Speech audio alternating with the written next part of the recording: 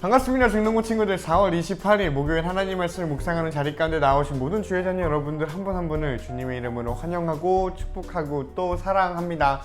여러분, 우리 지난주에 어떤 말씀 봤는지 기억나나요? 우리 나훔이라는 성경을 묵상했지요. 근데 오늘 큐티 본문을 여러분이 하고 왔다면 알겠지만 오늘 큐티 본문을 보면 나훔이 끝났습니다. 그만큼 짧은 성경이었고요. 그래서 좀 아쉽고, 우리 언젠가 설교라든지 다른 방법으로 이 나훔이나 요나나 이 12예언서들, 짧은 예언서들을 같이 보면 좋겠다라는 생각이 전도사님한테는 들었습니다. 그리고 오늘은 시편 말씀을 같이 보게 되었습니다. 우리 이 시편 말씀 묵상할 때 큰 은혜가 있었으면 좋겠어요.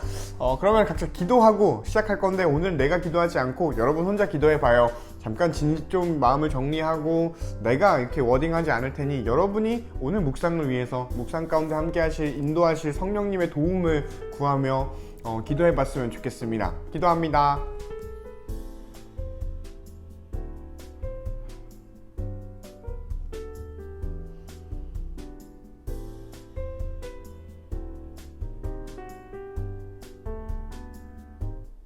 예수님 이름으로 기도합니다.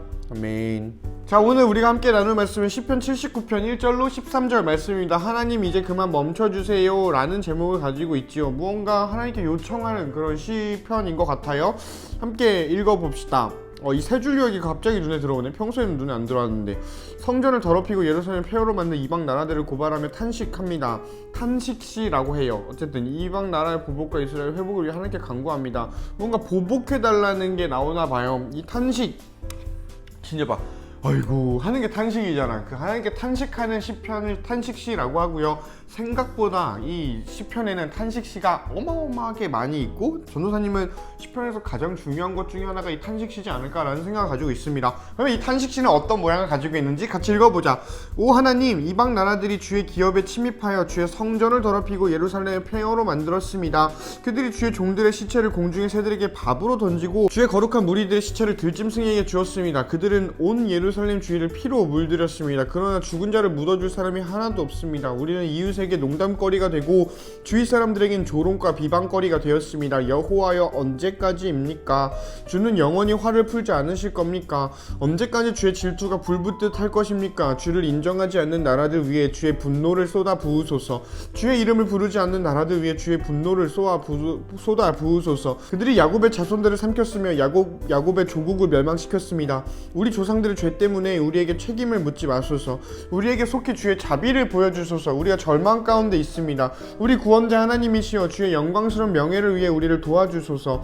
주의 이름을 위하여 우리를 구원하시고 우리 죄를 용서하여 주소서. 너희 하나님이 어디 있느냐라고 말하는 이방 민족들이 빈정거리며 말합니다. 우리 눈앞에서 주의 종들이 흘린 피를 꼭 갚아주소서. 주는 보복하시는 분이라는 것을 모든 나라가 알게 하소서. 감옥에 갇힌 자들의 신음소리를 들어주시고 죽음에 처한 자들을 주의 능력의 팔로 구해주소서. 주여, 주를 모독한 우리의 이웃들에게 7배로 갚아주소서. 우리는 주의 백성이며 주께서 기르시는 양떼들입니다. 우리가 영원히 주께 감사하겠습니다. 영원히 우리가 주의 영광을 찬양하겠습니다. 아멘. 이런 내용입니다. 무언가 잔혹한 이야기가 있어요. 여기 위에 보면은 폐허가 되고 죽게 되고 시체가 어떻게 되고 이런 이야기가 있고요. 여기 또한 그러합니다. 오늘 다시 한번 읽어보고 느낀 점을 적어보고 질문이 생기려면 그 질문도 끄적끄적 해보고서 나눔해봤으면 좋겠습니다. 시작! 여러분은 오늘 본문을 보면서 어느 부분에 좀 눈길이 머무르고 마음이 좀 움직였나요? 전도사님은 여러 가지가 있었는데 특정 하나에 잡히기보다는 이 전체의 맥락에 대해서 좀 생각을 하게 되었습니다. 한 가지 질문을 해볼게. 여러분, 이 시편은 하나님의 말씀일까? 오늘 우리가 함께 나눈 이 본문은 하나님의 말씀일까요? 성경은 하나님 말씀이잖아, 그죠? 근데 그 성경이 하나님 말씀이면 성경 안에 있는 시편도 하나님 말씀일 텐데, 오늘 이 본문은 하나님의 말씀이 아니다라는 거예요. 그렇지 않나요? 오 하나님이라고 부르는 것 자체가 하나님 스스로가 오 하나님 하고 말하지 않잖아. 우리가 오 하나님 하고 부르는 거지.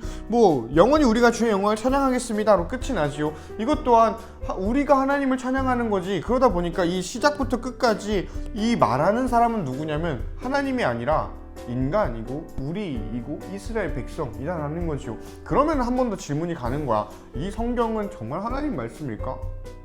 물론 정말 하나님 말씀이지. 우리는 그걸 믿고 있는 사람들이고, 그런데 그 하나님 말씀을 이루는 게 사람의 말이다라는 생각이 전도사님은 이런 탄원시를 보면서 좀 생각을 하게 돼요. 성경은 하나님의 말씀이지만 동시에 사람의 말이다라는 거예요. 그리고 그 사람의 말이 오늘 어떤 컨텐츠를 담고 있나요? 어떤 컨텐츠를 담고 있나요? 기도입니다. 이거 기도예요. 오늘 이 내용은 다 기도의 내용들이야. 한번 볼래요?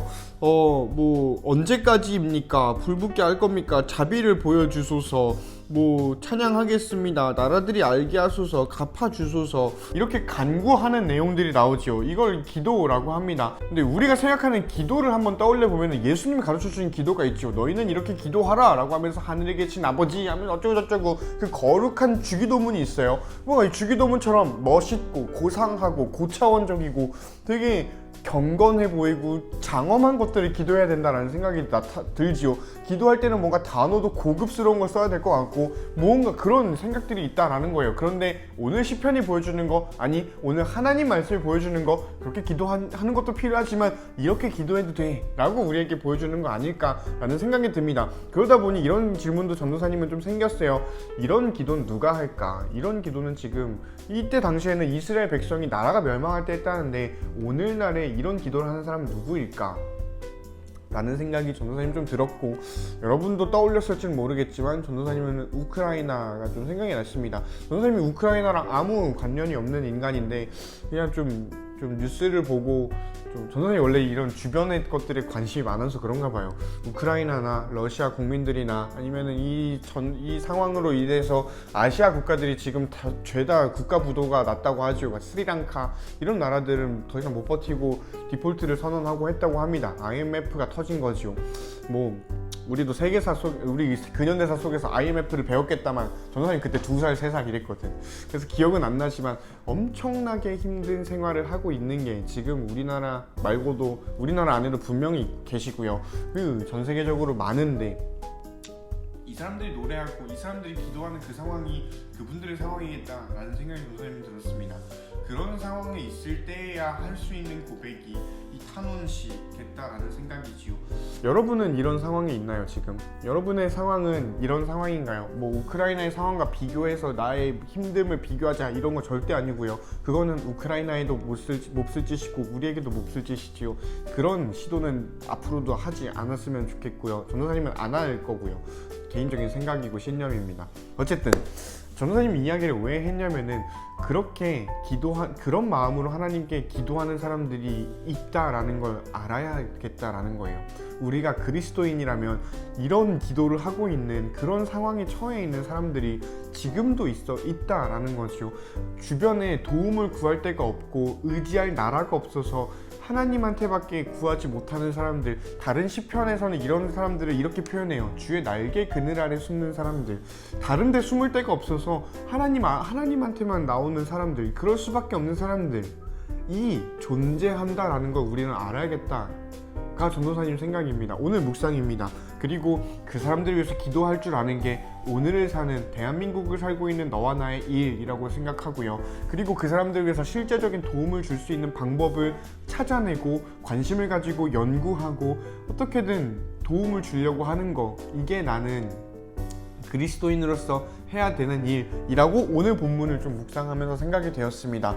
우리가 이렇게 먼저 살아야 하고요. 반면에 우리가 이런 상황이 되었을 때 그런 손길들을 기대하는 것도 있겠지만 이런 상황이 됐을 때 하나님께 이렇게 기도해도 되겠다라는 생각이 들어요. 이게 좀 적나라한 표현이 아니어서 그렇지 상대방을 저주하는 거거든요. 하나님 저 자식이 망하게 해주세요. 하나님 저 자식이 좀 다시는 일어나지 못하게 해주세요. 이런 기도를 하는 겁니다. 그런데 그 기도가 하나님께 정당하게 들릴 수도 있겠다. 물론 우리의 어떤 감정과 감수성에서는 어떻게 저런 기도를 그리스도인들이 하지? 어떻게 남이 망하게 해달라는 기도를 하지? 라고 싶겠다만 나는 매번 우리가 그렇게 기도를 해서는 안 되겠, 저주를 남발해서는 안 되겠지만 그런 기도를 하는 것 자체가 하나님을 온전히 신뢰하는 거겠다. 하나님의 어떤 통치를 인정하는 고백이겠다라는 생각이 좀 듭니다.